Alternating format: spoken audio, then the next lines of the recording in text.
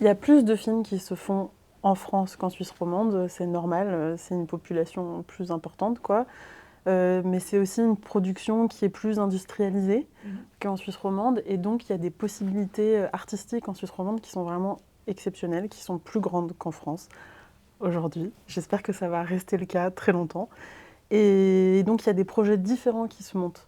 Et ça, moi, en tant que directrice de casting, donc je suis embauchée, je travaille autant en France qu'en Suisse. Et j'espère que je dis pas une connerie, mais si oui, les projets qui m'ont le plus passionnée, c'était des projets suisses parce qu'ils ne s'inscrivant pas dans une industrie extrêmement commerciale, il y avait une grande liberté et aussi des talents exceptionnels, quoi. Je suis enthousiaste, moi, du paysage cinématographique roman parce qu'il a sa spécificité. Moi, il y a quelque chose que je dis des fois aux comédiens, comédiennes, c'est que la France, ça fait rêver, pour des raisons que je peux tout à fait comprendre. Il y a un truc un peu, c'est Paris, tout ce qui brille, etc. Euh, En Suisse, pour un comédien, une comédienne, il y a des opportunités potentielles. Elles sont dures parce qu'il y a moins de projets, parce qu'il y a des fois la concurrence des Françaises et des Français qui viennent un peu préempter les rôles principaux. Mais il y a des fenêtres de possibilités qui n'existeront jamais en France. Pour un profil équivalent de comédien ou de comédienne, tu peux espérer, un peu sur un malentendu, mais des histoires ouais, intéressantes. Alors après, ce qui des fois peut être jugé négativement, c'est la portée des productions, parce que malheureusement, ce qui nous manque peut-être en termes de culture cinématographique ici, c'est la culture de spectateur, peut-être, par rapport à la France, où là, clairement, c'est un truc hyper, en tout cas, beaucoup plus ancré. Du coup, les films suisses pâtissent d'un manque de... Oh, tu parlais de l'industrialisation, moi je pense qu'une des faiblesses assez fortes, je ne vais pas faire le détail de pourquoi, comment, mais c'est la diffusion de nos productions. On souffre de ça, et les films, on a de la peine à les faire voir, et si on arrivait à faire ça un peu mieux, je pense qu'on n'aurait rien envié à des plus grands pays de cinéma, parce qu'on a tout un tas de choses. On a des discours, enfin des histoires hyper singulières à raconter. On a, ouais, et on a des talents incroyables. Donc, la France, c'est historiquement un grand pays de cinéma. C'est, sauf erreur, le deuxième pays d'exportation au monde. C'est évidemment un pays majeur du cinéma, mais on a aussi tout un tas de choses intéressantes ici. Je suis d'abord rentré pour des raisons personnelles. J'avais envie de rentrer en Suisse, et c'est après coup, dans un deuxième temps, que j'ai exploré cette idée et qu'elle a pu se concrétiser. Par contre, ce qui est sûr, c'est que quand je réfléchissais à la création de ma liste en France, je m'étais posé la question de ma spécificité, de mon lien à la Suisse, et ça m'intéressait de toute manière de travailler avec, à créer un peu un lien et d'essayer de pouvoir incarner un peu une passerelle entre les deux pays. Donc là, je le fais de manière encore plus forte que je suis en Suisse, mais ça, pour le coup, militant, je pense pas, mais par contre, c'est un truc qui me tient à cœur. Ma ligne rouge, si je dois, enfin, si j'en ai une, c'est celle de bah, forcément, je représente des personnes spécifiques et pas une profession, mais de fait, j'ai assez envie de me battre un peu pour la profession. On parlait de grille salariale. En Suisse, il y a plusieurs choses qui se mettent en place en termes de salaire minimum pour des rôles de technicien, technicienne, réalisation, scénario. Les comédiens, comédiennes, c'est les oubliés complets de ces réflexions-là au niveau fédéral et régional. Il n'y a rien qui est fait ni en protection du nombre de rôles tenus par des Suisses et des Suisses, ni en termes de salaire. Ça, c'est un sujet qui me tient beaucoup à cœur. Ça, pour le coup, c'est un combat militant. Euh, je pense que c'est ça un peu mon fil rouge, c'est trouver des gens avec qui j'ai plaisir à avancer. On parlait de ça plus tôt dans la journée, mettre en place des... C'est quelque chose que j'aime beaucoup dans ce travail, c'est la perspective de mettre en place.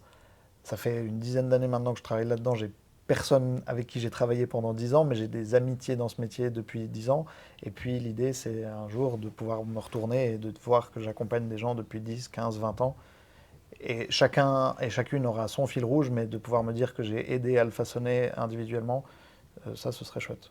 Ce qui fait, moi, que mon métier de directrice de casting me passionne et ce qui me donne l'énergie de le faire, c'est deux éléments dont j'ai un peu parlé déjà pendant la table ronde, mais c'est deux aspects. Moi, je dis souvent que le casting, c'est une pratique à la fois dramaturgique et politique. Évidemment, il s'agit de trouver des bons interprètes, les meilleurs pour les films, comprendre les films, aider les films. Mais l'enjeu pour moi, c'est celui des représentations.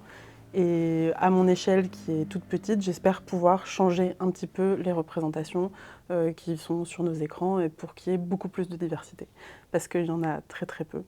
Donc ça m'anime et c'est un travail de longue haleine parce que c'est vraiment... on part de très loin et le cinéma est très conservateur là-dessus. Mais petit pas par petit pas, il se passe des choses et chaque petite victoire, même si c'est un peu cucu de dire ça comme ça, donne de l'espoir pour la suite. Et prendre soin des comédiens et des comédiennes qui ont été quand même traditionnellement plutôt maltraités dans l'exercice du casting, qui est un exercice très difficile d'insécurité, de fragilité, et qui a été utilisé pendant très longtemps et encore aujourd'hui malheureusement pour les exploiter, ce qui est dramatique. Et mon but, c'est de développer des bonnes pratiques pour que leur intégrité physique et morale soit toujours respectée.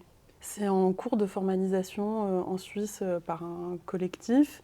Et en France, il y a une association des directrices de casting qui s'appelle l'ARDA, qui met en place plein de choses sur le sujet. Il y a aussi eu une enquête parlementaire récemment suite aux scandales qui ont été révélés de maltraitance. Donc c'est tout récent et c'est en cours de fabrication. Mais c'est vraiment le sujet sur la table en ce moment et je m'en réjouis très fort. Alors moi, je pense que mon travail n'a pas de dimension artistique autre que celle d'être cinéphile, disons. Je pense que mon rôle, ça n'est pas, et je tiens même activement à l'éviter, mon rôle, ça n'est pas de dire à un scénariste qui écrit un scénario comment il doit écrire son scénario.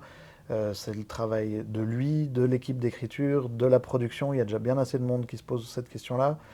On parlait avant du fait que ni Mina ni moi ne sommes comédiens, comédiennes. Je ne vais pas apprendre aux comédiens ou comédiennes à faire leur travail artistique. Par contre, j'ai le goût de leur travail artistique et c'est plutôt ce regard-là que j'essaye d'intégrer à une réflexion. C'est un travail qui est concrètement aussi très technico-administratif, etc. Moi, j'ai une espèce je sais pas, de passion étrange pour l'administratif, ça me va bien. Faire des contrats, ça m'amuse bien en fait. Wow. Donc je sais que c'est une chance parce que je pense pas que ce soit le cas de tout le monde. Ouais, c'est un peu un jeu.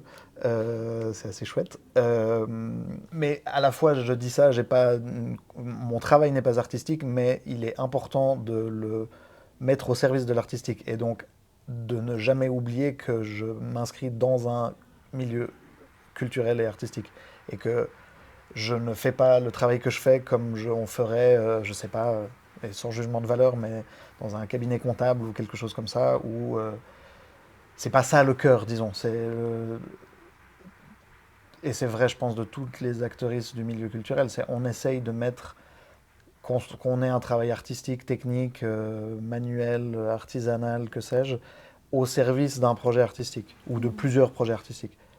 En théâtre, on parle de distribution plutôt que de directrice de casting. Et pour moi, c'est ça la dimension artistique de mon métier, c'est de créer une distribution. Donc, un exemple très concret, c'est de créer une famille pour de bon dans un film. Mais en fait, même lorsqu'il ne s'agit pas de créer une famille, il faut qu'il y ait une cohérence. Et je pense vraiment que le paysage humain d'un film raconte quelque chose, tant sur un plan esthétique que politique, encore une fois, et dramaturgique. Donc moi, c'est mon but, d'essayer de défendre une cohérence en m'adaptant aux différentes exigences de chacun, chacune. Et ensuite, pour chaque rôle, je vais argumenter pour aller vers les interprètes qui me paraissent les plus rares, je ne sais pas comment dire, encore une fois, je répète, je radote, mais je pense que c'est important qu'ils vont un peu bouger les représentations. Donc c'est ça ma ligne artistique principale. Et aussi qu'il y ait une forme de courage et de singularité, quoi. Je me permets une toute petite précision par rapport à ce que j'ai dit. Certes, je ne fais pas un travail artistique. Je l'ai peut-être mal formulé, mais je voulais quand même dire Et c'est important d'avoir une sensibilité artistique, sinon il faut faire autre chose. Mais non, mais enfin, Bah oui. il y a des trucs plus faciles à faire dans la vie. Donc c'est ça, c'est intégrer la sensibilité artistique à une pratique qui en elle-même n'est pas très artistique pour ma part.